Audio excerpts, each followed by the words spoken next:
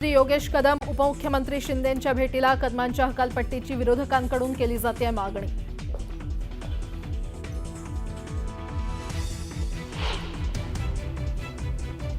लोकांना कर्जमाफीचा नाद लागलाय। निवडून यायचं म्हणून काहीतरी आश्वासन देतो सहकार मंत्री बाबासाहेब पाटील यांचं वादग्रस्त वक्तव्य।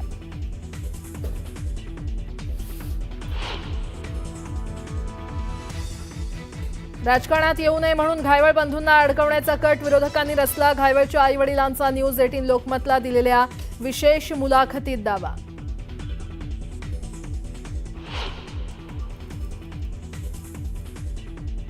निलेश घायवळ अधिकृत पासपोर्टवरच परदेशात गेला, घायवळच्या आईवडिलांचा दावा।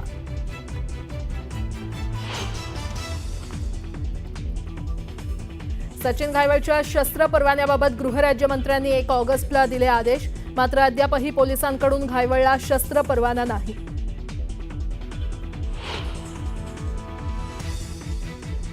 कुणीही कायदा हातात घेतला तर कारवाई होणार, तर घायवळला शस्त्र परवाना पोलीस आयुक्तांनी दिलेला नाही, असंदर्भात चौकशी सुरू। घायवळ प्रकरणावर अजित पवारांची मोठी प्रतिक्रिया।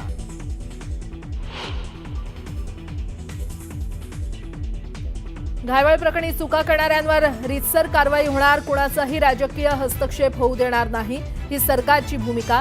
अजितदादांची घायवळ प्रकरणी कारवाई संदर्भात स्पष्ट भूमिका।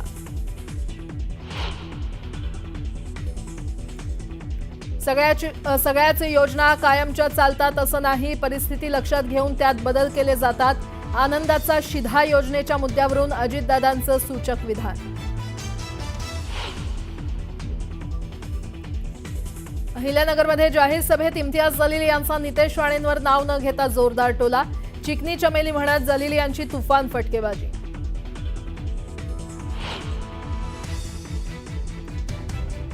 लक्ष्मण हाकेंची मंत्री राधाकृष्ण विखे पाटलांवर घणाघाती टीका। पैशातून सत्ता आणि सत्तेतून पैसा हेच त्यांचं ध्येय, नगरमध्येच त्यांची वाताहत, नगरबाहेर त्यांना कुणीही विचारत नाही। हाकेंचा विखेंवर हल्लाबोल।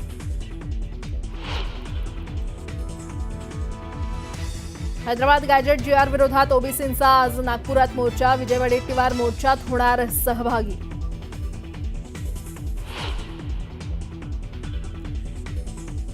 अफगाणिस्तानचे परराष्ट्र मंत्री भारत दौऱ्यावर असताना काबूलमध्ये जोरदार हल्ले, पाकिस्तानी एअरफोर्सनं हल्ले केल्याचा मीडियाचा दावा।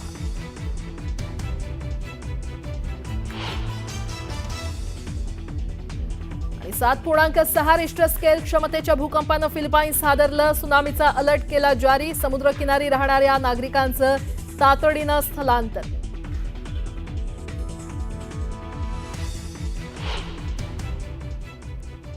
स्वागत आहे। बातमीपत्राच्या सुरुवातीलाच एक महत्त्वाची बातमी समोर येते। कबुतरांसाठी जैन समुदायाचा लढा अजूनही सुरू आहे। मुंबईतल्या दादरमध्ये उद्या धर्मसभेचं आयोजन करण्यात आलंय। मृत कबुतरांच्या आत्म्याच्या शांतीसाठी जैन बांधवांकडून प्रार्थना करण्यात येणार आहे। या प्रार्थना सभेमध्ये आंदोलनाची दिशा देखील ठरवण्यात येणार आहे। कबुतरखाने बंद करण्याच्या निर्णयाला जैन समुदायाचा विरोध आहे।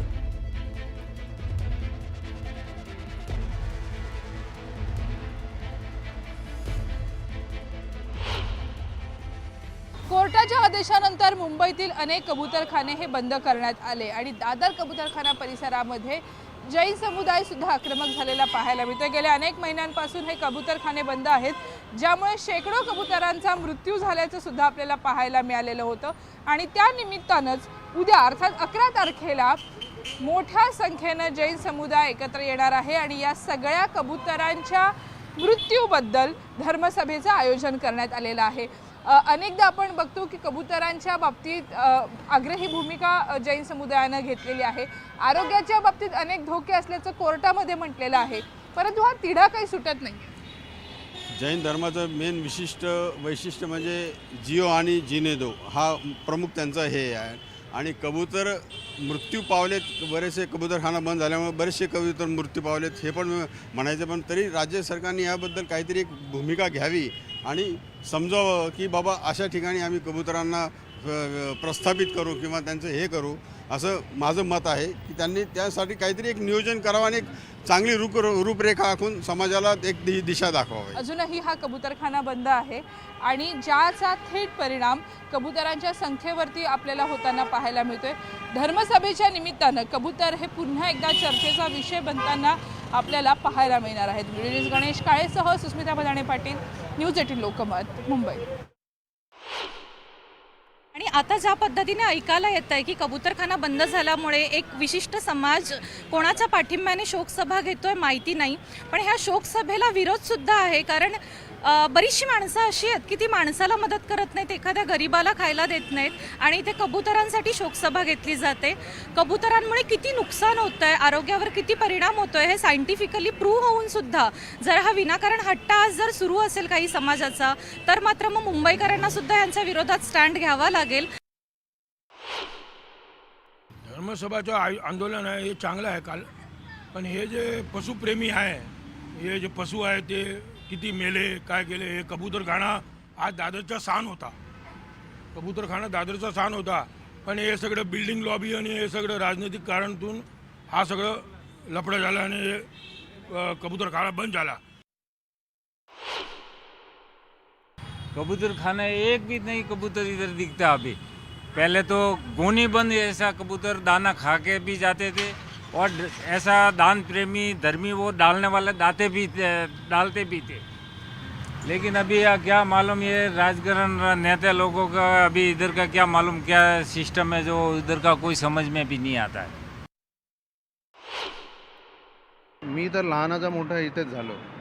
माझ्या लहानपणीपासून कबूतर आहे. आमच्या घरामध्ये 50च्या वरती कबूतरं होती इकडे जवळच. तिथे आम्ही रोज खाणं वगैरे द्यायचो, कोणालाही काही प्रॉब्लेम नव्हता.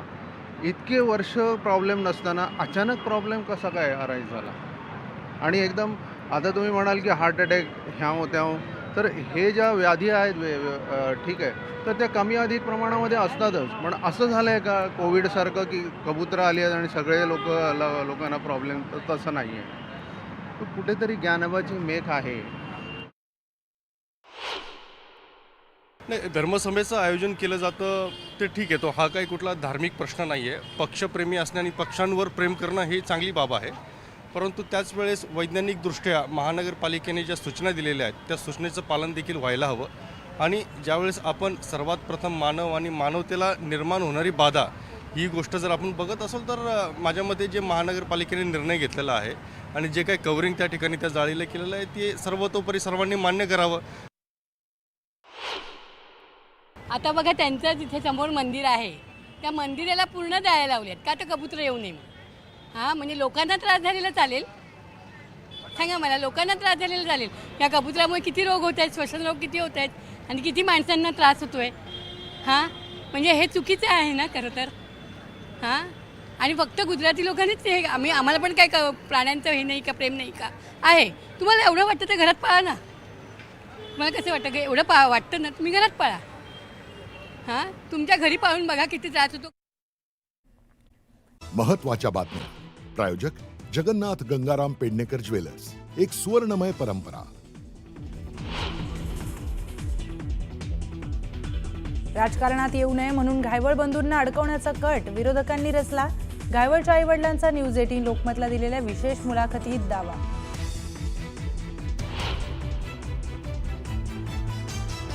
निलेश घायवळ अधिकृत पासपोर्टवरच परदेशात गेला, घायवळच्या आईवडिलांचा दावा.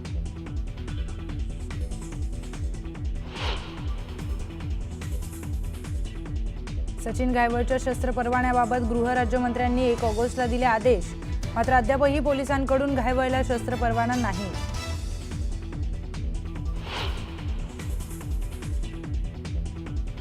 कुणीही कायदा हातात घेतला तर कारवाई होणार.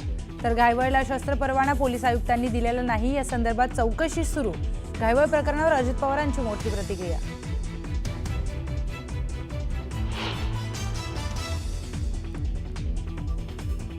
घायवळ प्रकरणी चुका करणाऱ्यांवर रीतसर कारवाई होणार, कुणाचाही राजकीय हस्तक्षेप होऊ देणार नाही, ही सरकारची भूमिका. अजितदादांची घायवळ प्रकरणी कारवाई संदर्भात स्पष्ट भूमिका.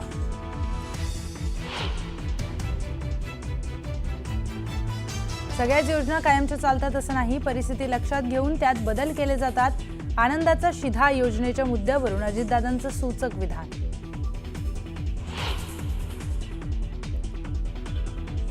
अहिल्यानगरमध्ये जाहीर सभेत इम्तियाज जलील यांचा नितेश राणेंवर नाव न घेता जोरदार टोला. चिकनी चमेली म्हणत जलील यांची तुफान फटकेबाजी.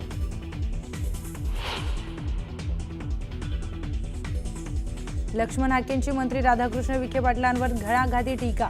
पैशातून सत्ता आणि सत्तेतून पैसा हेच त्यांचं ध्येय. नगरमध्ये त्यांची वाताहत. नगरबाहेर त्यांना कुणीही विचारत नाही. हाकेंचा विखेंवर हल्लाबोल.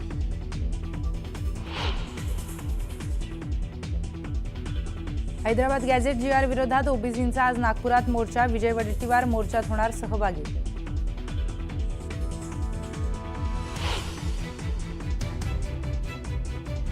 मुख्यमंत्री देवेंद्र फडणवीस आणि पंकजा मुंडे आज छत्रपती संभाजीनगर दौऱ्यावर. विभागीय मेळाव्यात करणार मार्गदर्शन. पालिका निवडणुकीपूर्वी नेत्यांकडून मोर्चे बांधणीला सुरुवात.